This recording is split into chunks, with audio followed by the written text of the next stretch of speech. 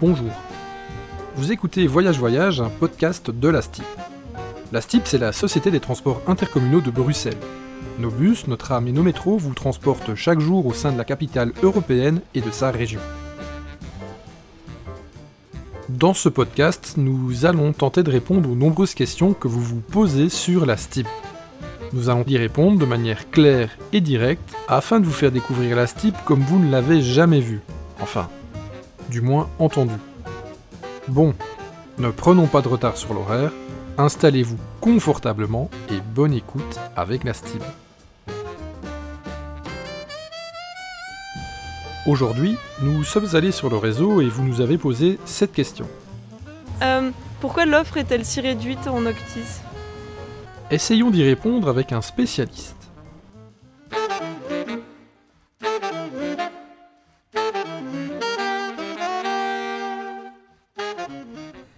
Alors avant d'entrer dans le vif du sujet, on va d'abord faire un petit préalable. C'est qu'un réseau de transport public, ça c'est le cas dans tous les pays européens, est toujours déficitaire. C'est-à-dire que les recettes ne couvrent pas les frais d'exploitation. C'est bien normal et c'est bien pour ça aussi que nous assurons une mission de service public. Vous écoutez Yves Fourneau, il est Transversal et Intermodal Studies Manager à la STIB. Et c'est le contribuable via la région bruxelloise qui paye. Il s'agit de ça pour le Noctis comme de toutes les lignes de notre réseau, et ça ne veut pas dire non plus que c'est une excuse pour dépenser à fond perdu et que ça coûte plusieurs dizaines de millions par an. Dans ce contexte, la région nous demande d'être raisonnable avec les dépenses de la STIB et de mettre les moyens là où ils sont le plus utiles. Donc dans ce contexte, on va partager notre budget, le budget que nous recevons de la région, en l'effort qu'on met sur le réseau de jour, sur les différents types de segments, les heures de pointe, les heures creuses, les vacances et tout le reste, et le réseau de nuit, pour qu'au total, ce soit le montant qui est notre dotation annuelle.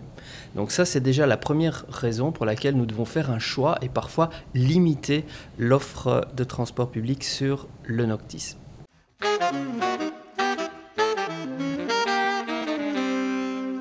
Il y a quelques années, on a créé ce réseau Noctis il y a une quinzaine d'années. Et au départ, on avait lancé un réseau avec une vingtaine de lignes. On avait une étoile à 18 branches plus quelques lignes complémentaires. 18, c'est pour ça aussi que vous avez les lignes Noctis qui sont numérotées jusqu'à N18. Et après quelques années, on a simplifié ce réseau, on a retiré des lignes, on a redessiné d'autres, tout simplement parce que la fréquentation était extrêmement faible sur certains endroits de la ville. En réalité, la demande nocturne n'est pas répartie équitablement dans Bruxelles. Elle est très déséquilibrée d'un point de vue géographique, même d'un point de vue socio-économique. C'est très marqué, la demande des gens qui sortent de nuit. Ce n'est pas tous les Bruxellois de tous les quartiers qui sortent la nuit. Donc en gros, il y a des quartiers qui marchent très bien, place du Luxembourg, du côté du Châtelain, du côté du cimetière d'Ixelles, mais ce n'est pas du tout le cas de l'autre côté de la ville. C'est aussi une des raisons pour lesquelles le réseau Noctis a été conçu avec des bus et non pas avec du métro et du tram, tout simplement parce que, premièrement pour une raison de coût, c'est que s'il fallait garder les stations de métro en exploitation la nuit et assurer surtout la sécurisation de ces stations, ça aurait été prohibitif. Mais aussi parce que le réseau de métro, comme une bonne partie du réseau de jour, est développé autour de gros pôles, notamment des pôles de bureaux. Pensez à Arlois, pensez à Schumann, et puis surtout aussi les grandes gares qui, elles, n'ont pas beaucoup d'intérêt dans le cadre d'un transport de nuit.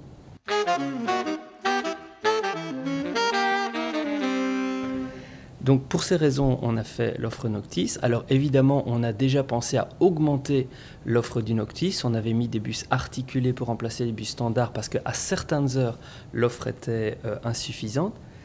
Mais développer de nouvelles lignes, ce n'est pas à l'ordre du jour pour des raisons essentiellement de coût. Donc il faut bien aussi rappeler qu'une heure de travail payée à un conducteur, la nuit, ça coûte plus cher, d'un point de vue de l'employeur évidemment que nous sommes, que la même heure pendant la journée. Et à cela, je l'ai déjà cité, il y a les moyens de sécurisation pour que le Noctis soit sûr et que s'il y a des agressions ou des incidents ou des accidents à la circulation, on ait suffisamment de patrouilles pour assurer la sécurité la nuit.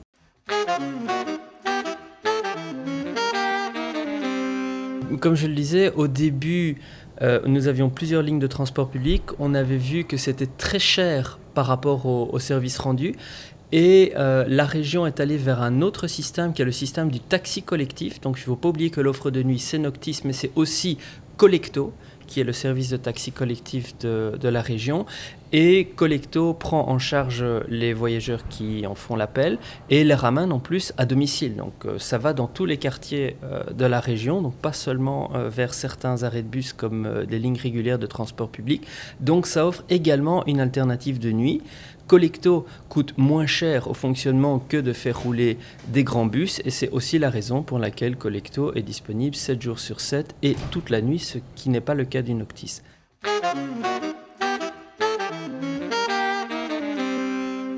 On a également fait des efforts pour améliorer l'offre Noctis récemment. Il y a quelques années, on a prolongé une ligne, notamment la ligne N11 qui s'arrêtait, qui n'allait pas jusqu'aux frontières de la région. Donc ça a été fait. On fait également rouler le bus 71 la nuit du jeudi au vendredi, donc jusqu'à à peu près 2-3 heures du matin. Et là, ça répond à une demande très spécifique qui est en particulier le monde étudiant où il y a des fêtes le jeudi soir. Donc ce sont quelques améliorations à la marge, mais pour répondre à la question, il ne faut pas rêver demain à un grand développement de l'offre Noctis, donc à la fois pour des raisons budgétaires et par rapport au coût que ça représente pour les pouvoirs publics, mais sachant qu'il existe aussi toute une série d'alternatives. Et par rapport à tout ce qu'on a dit aussi, évidemment, la STIB est ouverte à différentes améliorations lorsque c'est possible, des améliorations ponctuelles. Par exemple, le jour du réveillon, on fait rouler une offre de nuit. Lorsqu'il y a des activités comme Museum Night Fever, donc ce sont des musées qui sont ouverts la nuit, là on fait rouler nos lignes de nuit. Donc il y a toujours moyen de faire quelque chose ponctuellement pour servir les Bruxellois. Et voilà, vous en savez plus sur la STIB désormais.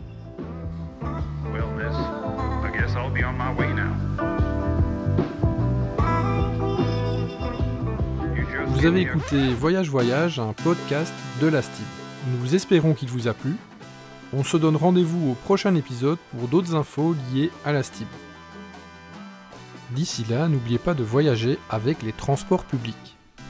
De valider, bien sûr, et d'apprécier de bouger en bus, en tram ou en métro dans le tout Bruxelles. Allez, salut!